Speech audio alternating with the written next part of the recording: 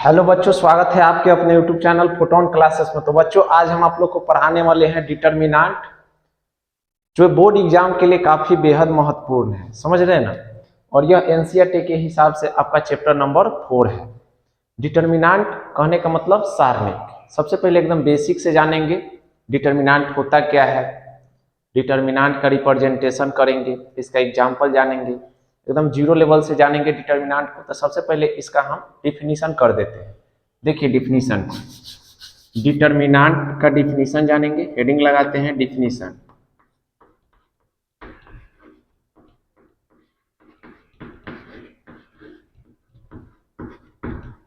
Definition देखो बुआ, determinant जो है वह मैथमेटिकल प्रोसेस है, और यह जो है डिटर्मिनेंट हमेशा जो है स्क्वायर मैट्रिक्स का मान निर्धारित करता है।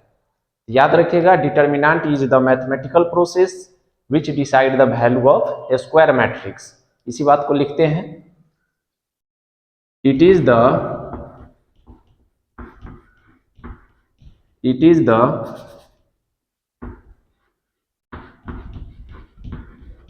The mathematical process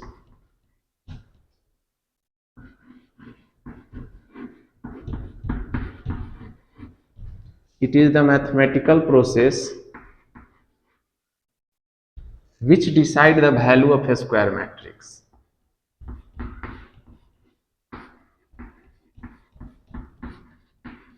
Which decide the value of a square matrix.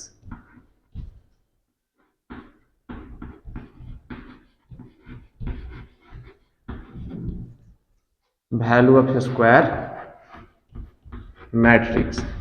देखिए दोस्तों, बोर्ड पर हम क्या लिखे हैं। डिटर्मिनेंट जो है वह मैथमेटिकल प्रोसेस है, और यह स्क्वायर मैट्रिक्स का मान डिसाइड करता है। देखिए लिखे हैं कि it is the mathematical process which decide the value of square matrix.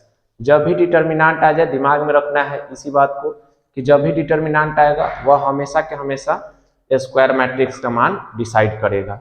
अब देखिए दोस्तों, इसका सिंबल जानते हैं। इट इज रिप्रेजेंटेड बाई, या इट इज डिनोटेड बाई भी बोल सकते हैं। इट इज डिनोटेड बाई, देखिए डिटर्मिनेंट का सिंबल जो होता है मतलब ओपन ब्रैकेट, मतलब ओपन मतलब ब्रैकेट होता है एकदम इस तरह से। तो यह डिटर्मिनेंट का आपका सिंबल है। मैट्रिक्स में किस तरह से देते थे, इस तरह से क्लोज करके, close bracket.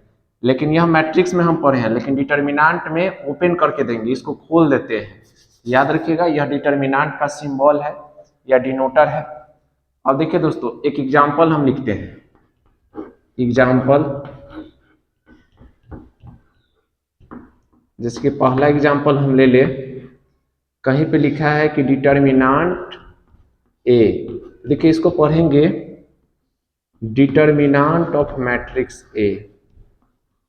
Determinant of matrix A मतलब अवयव ए का सारणिक है। दूसरा एग्जांपल हम ले लेते हैं। कहीं पे लिखा है डिटर्मिनेंट बी, इसको इस तरह से पढ़ेंगे डिटर्मिनेंट ऑफ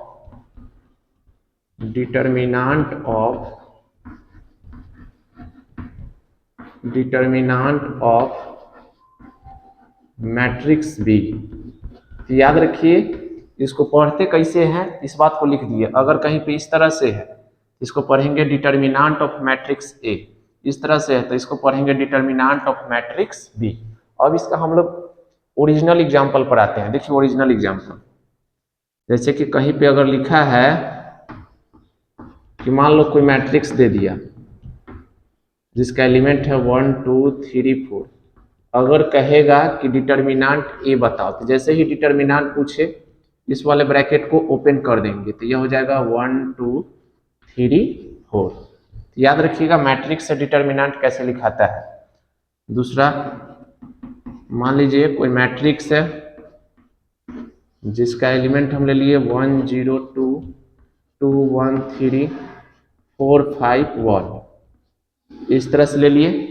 अगर कहेगा कि आप डिटर्मिनेंट बी बताओ, तो जैसे ही डिटर्मिनेंट बी पूछेगा तो यह जो क्लोज ब्रैकेट है इसको ओपन कर देंगे, मतलब इस वाले ब्रैकेट में लिख देंगे तो इसका काम हो जाएगा। तो चलिए आप लिख दीजिए 102213451। तो याद रखिएगा दोस्तों, जब भी डिटर्मिनेंट आएगा तो उसको कुछ नहीं करेंगे, उसको इस वाले ब्रैकेट में लिख देंगे तो वह डिटर्मिनेंट हो जाएगा। तो सबसे पहले हम लोग जाने डिटर्मिनेंट का डेफिनेशन। डिटर्मिनेंट होता क्या है? तो डिटर्मिनेंट जो है मैथमेटिकल प्रोसेस है और वह स्क्वायर मैट्रिक्स का मान डिसाइड करता है। इसका डिनोटेड जाने कि डिटर्मिनेंट को जो है ओपन ब्रैकेट से डिनोट करेंगे। इसको पढ़ते कैसे हैं? अगर कहीं पे इस तरह से लिखल है ओपन ब्रैकेट में ए, तो इसको पढ़ेंगे डिटर्मिनेंट ऑफ मैट्रिक्स ए। कहीं पे इस तरह से ओपन ब्रैकेट में लिखा हुआ है बी, इसको पढ़ेंगे डिटर्मिनेंट ऑफ मैट्रिक्स बी। और इस तरह से ढेर सारे एग्जाम्पल हम लोग जाने, तो आप इसको एक बार अपने कॉपी में नोट डाउन कर लीजिए तब तक ले। चलिए अब जानेंगे हम लोग expansion of second order determinant, मतलब दो कोटि के सारणी का कैसे एक्सपेंशन करते हैं इसको हम लोग समझेंगे। तो हेडिंग लगाते हैं expansion of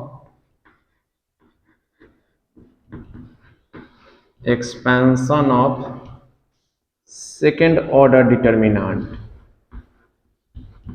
expansion of second order determinant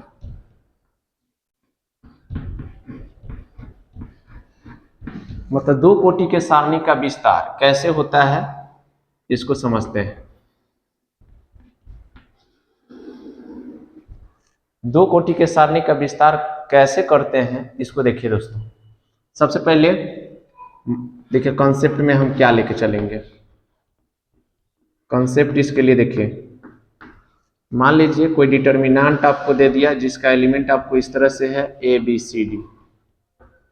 तो देखिए दो कोटि के सारणी का जब भी विस्तार करने के लिए कहेगा तो इसके लिए देखिए दोस्तों क्या करेंगे, ए को डी से गुना करवा देंगे, उसके बाद बी को सी से गुना करवा देंगे। ध्यान से देखिए कुछ नहीं करना है, ए को डी से गुना करवा देना है और बी को सी से, अब बीच में माइनस का चिन्ह लगा देंगे। तो गुना करिए, क्या होगा, ए में डी से कीजिएगा तो ए डी हो जाएगा, बीच में माइनस दे देना है। ये माइनस क्यों देते हैं हम इसके आगे बताएंगे। बी में सी से गुना कीजिएगा तो बी सी हो जाएगा। तो यह आपका हो गया। जब भी सेकेंड ऑर्डर डिटर्मिनेंट का एक्सपेंशन करना होगा तो कुछ नहीं करेंगे, ए में डी से गुना कराएंगे, बीच में माइनस चिन्ह देंगे, फिर बी में सी से। अब देखिए दोस्तों आपको एक चीज और याद रखना होगा सेकेंड ऑर्डर डिटर्मिनेंट में, इसका एक्सपेंशन साइन। देखिए इसका एक्सपेंशन साइन याद रखिएगा, आप इधर लिख देते हैं हम expansion sign SIGN। Expansion sign आप इसका याद रखिएगा सेकेंड ऑर्डर डिटर्मिनेंट का, चूंकि यह काफी महत्वपूर्ण है। याद रखिएगा प्लस माइनस माइनस प्लस। अगर आप R1 पर एक्सपेंड करते हैं तो प्लस माइनस लेके चलेंगे, अगर आप R2 पर एक्सपेंड करते हैं तो माइनस प्लस लेके चलेंगे। तो चलिए जैसे कि एग्जांपल हम आपको बता देते हैं इस पर। मान लीजिए आपको दे दिया पहला क्वेश्चन कि डिटर्मिनेंट 2 3 5 6 इसका मान बताइए, इसका वैल्यू बताइए, देन फाइंड वैल्यू। डिटर्मिनेंट इतना इतना का मान बताइए, देन फाइंड वैल्यू। जैसे ही इसका मान पूछा है तो कुछ नहीं करेंगे, ऊपर वाले को 6 से गुना करवाएंगे और फिर इधर वाले को 5 से गुना करवाएंगे, बीच में माइनस का चिन्ह लगा देंगे। तो चलिए 2 में 6 से गुना कर दीजिए और बीच में माइनस का चिन्ह, फिर 3 में 5 से गुना कर दीजिए। चलिए अब आगे बढ़ाते हैं। 6 में 2 से कीजिएगा तो 12, माइनस तो माइनस, 3 में 5 से कीजिएगा तो 15। अब देखिए दोस्तों 12 में से 15 नहीं जाएगा तो 15 कर्जा में है, 12 प्लस में है, तो 3 को आपको कर्जा में ही रहना होगा। इसका आंसर यह आ गया। दूसरा एग्जाम्पल देख लेते हैं यहाँ पे। मान लीजिए आपको दे दिया 2 - 3 4 5, कह दिया कि then find value, then find value, इसका मान निकालना है। तो कुछ नहीं करेंगे, तिरछा तिरछी गुना करवा देंगे, 2 में 5 से और -3 में 4 से, बीच में माइनस का चिन्ह दे देंगे। देखिए दोस्तों हर स्थिति में हम R1 पर ही एक्सपेंड कर सकते हैं, कोई जरूरी नहीं है कि R1 पर ही होगा, R2 पर भी कर सकते हैं। आप इस एक्सपेंशन साइन को ध्यान रखिएगा, 2 में 5 से करेंगे आप फॉर्मूला से माइनस, और -3 में -4 से करेंगे। चलिए अब इसको आगे बढ़ाइए, 2 में 5 से कीजिएगा 10, माइनस माइनस हो जाएगा प्लस, 3 में 4 से कीजिएगा तब 12, जोड़ दीजिए 12 10 हो जाएगा आपका 22। इस तरह से आप लोग जान गए कि सेकेंड ऑर्डर डिटर्मिनेंट का जब भी एक्सपेंशन करने के लिए आए तो कुछ नहीं करेंगे, ऊपर नीचे गुना, फिर ऊपर नीचे गुना और बीच में माइनस दे देंगे। तो इस तरह से आपका हो गया सेकेंड ऑर्डर डिटर्मिनेंट का एक्सपेंशन। चलिए इसको आप नोट डाउन कर लीजिए कॉपी में। तो दोस्तों आज हम लोग क्या क्या सीखे, सबसे पहले जाने डिटर्मिनेंट होता क्या है, उसका रिप्रेजेंटेशन कैसे होता है, एग्जाम्पल्स जाने, उसके बाद जाने सेकेंड ऑर्डर डिटर्मिनेंट का एक्सपेंशन कैसे होता है। तो आप इस जितना भी आज हम आपको पढ़ाए हैं इन सभी टॉपिक को आप रिवीजन कर लेंगे अच्छा से। अगले वीडियो में हम आएंगे expansion of third order determinant, मतलब 3 कोटि के सारणी का कैसे विस्तार किया जाता है, यह आपका अगले वीडियो में आएगा। तब तक के लिए आप हमारे चैनल पर जुड़े रहिए। अगर मेरा चैनल अच्छा लगे या वीडियो आपको अच्छा लगा तो हमारे चैनल को लाइक करें, शेयर करें, सब्सक्राइब कर दें, दोस्तों में शेयर कर दीजिएगा, तो यह एक तरह से भलाई का काम हो जाएगा। चलिए जय हिंद।